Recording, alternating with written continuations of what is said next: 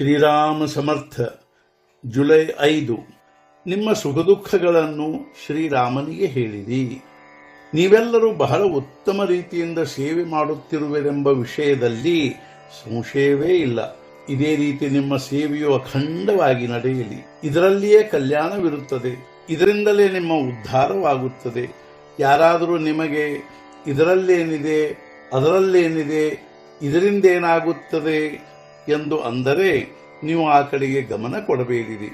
ಭಗವಂತನ ಸೇವೆಯು ಬೆಳೆದಷ್ಟು ಕಡಿಮೆ.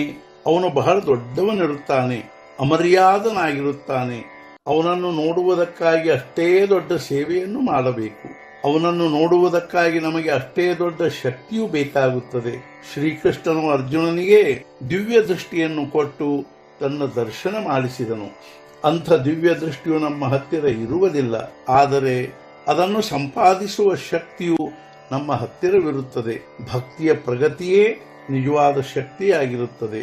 ಹಾಗೂ ಅದಕ್ಕಾಗಿ ಅಖಂಡ ನಾಮಸ್ಮರಣೆಯೇ ನಿಜವಾದ ಸಾಧನೆಯಾಗಿರುತ್ತದೆ. ಶ್ರೀರಾಮಚಂದ್ರನು ನಮ್ಮ ಮನೆಯವರಲ್ಲೊಬ್ಬನೆಂಬ ವಿಶ್ವಾಸ ತಾಳಿರಿ. ನೀವು ಅವನಿಗೆ ನಿಮ್ಮ ಸುಖ ದುಃಖ ಹೇಳಿರಿ. ದಿನದಲ್ಲಿ ಒಮ್ಮೆಯಾದರೂ ಶ್ರೀರಾಮನ ಮುಂದೆ ನಿಂತು ಅವನಿಗೆ ಅನನ್ಯ ಭಾವದಿಂದ ಶರಣು ಹೋಗಿರಿ. ಅಂದರೆ ನಿಮ್ಮ ಸಮಯವು ಆನಂದದಲ್ಲಿ ಕಳೆಯುತ್ತದೆ ಹಾಗೂ ದುಃಖವು ದೂರವಾಗುತ್ತದೆ. ನಮ್ಮ ಜ್ಞಾನ, ಶಕ್ತಿ, ವೈಭವ, ಅಧಿಕಾರ ಎಲ್ಲವೂ ಅವನ ಮುಂದೆ ನಗಣ್ಯ. ಆದ್ದರಿಂದ ಇವೆಲ್ಲವನ್ನು ಮರೆತು ಅವನಿಗೆ ಶರಣು ಹೋಗಿರಿ. ಅವನ ಹತ್ತಿರ ಪ್ರೇಮವನ್ನೇ ಕೇಳಿರಿ.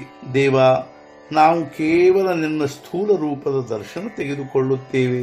ನಮಗೆ ನಿನ್ನ ನಿಜವಾದ ದರ್ಶನ ಮಾಡಿಸು. ನಾವು ಅವಗುಣ ಸಂಪನ್ನರಿರುತ್ತೇವೆ. ನಿನ್ನ ದರ್ಶನವಾಗಲು ಬೇಕಾಗುವಷ್ಟು ಸೇವೆ ನಮ್ಮ ಹತ್ತಿರ ಇರುವುದಿಲ್ಲ. ಆದರೆ ನೀನು ನಮ್ಮನ್ನು ಕ್ಷಮಿಸು. ಹೇ ರಾಮ, ಎಷ್ಟೇ ಸಂಕಟಗಳು ಬರಲಿ, ನಾವು ನಮ್ಮ ಪ್ರಾರಬ್ಧ ಭೋಗಗಳನ್ನು ನಿನ್ನ ನಾಮದಲ್ಲಿ ಆನಂದದಿಂದ ಅನುಭವಿಸುತ್ತೇವೆ. ಬರುವುದೆಲ್ಲವೂ ಬರಲಿ, ನಮ್ಮ ಸಮಾಧಾನವು ಸ್ಥಿರವಾಗಿ ಉಳಿದು ನಮಗೆ ನಿನ್ನ ನಾಮದಲ್ಲಿ ಪ್ರೇಮ ಬರುವಂತೆ ಕೃಪೆ ಮಾಡು ಎಂದು ಪ್ರಾರ್ಥಿಸಬೇಕು. ನಿಜವಾಗಿಯೂ ಭಗವಂತನು ಭಕ್ತನ ಮನಸ್ಸನ್ನು ನೋಡುತ್ತಾನೆ, ಅವನ ಭಾವ ನೋಡುತ್ತಾನೆ. ಸಾಮಾನ್ಯವಾಗಿ ಅವನು ಭಕ್ತನ ಹತ್ತಿರವೇ ಇರುತ್ತಾನೆ. ಯಾರು ಶ್ರದ್ಧೆಯಿಂದ ಭಗವಂತನ ಚಿಂತನೆ ಮಾಡುತ್ತಾರೋ ಅವರಿಗೆ ಪರಮೇಶ್ವರನು ತನ್ನ ಹತ್ತಿರವಿದ್ದು ತನಗೆ ಸಹಾಯ ಮಾಡಲು ಸಿದ್ಧನಿರುತ್ತಾನೆಂಬ ವಿಶ್ವಾಸವೆನಿಸುತ್ತದೆ. ನಮಗೆ 2 ಮಾರ್ಗಗಳಿರುತ್ತವೆ. ಒಂದು ಶ್ರದ್ಧೆಯದು ಹಾಗೂ ಇನ್ನೊಂದು ಅನುಭವದ್ದು. ಒಂದು ಊರಿಗೆ ಕಾಲು ದಾರಿಯಿಂದ ಹೋದರೆ ಕೇವಲ 3 ಮೈಲಿಗಳ ಅಂತರವಿರುತ್ತದೆ. ಮೋಟಾರಿನ ರಸ್ತೆಯಿಂದ ಹೋದರೆ 10-12 ಮೈಲುಗಳ ಅಂತರವಿರುತ್ತದೆ. ಶ್ರದ್ಧೆಯು ಕಾಲದಾರಿಯಂತೆ ಇರುತ್ತದೆ. ಆ ದಾರಿಯಿಂದ ಹೋದರೆ ಅಂತರ ಕಡಿಮೆ ಆಗುತ್ತದೆ. ಮೋಟಾರಿನ ಮಾರ್ಗವು ಅನುಭವದ ಮಾರ್ಗವಾಗಿರುತ್ತದೆ.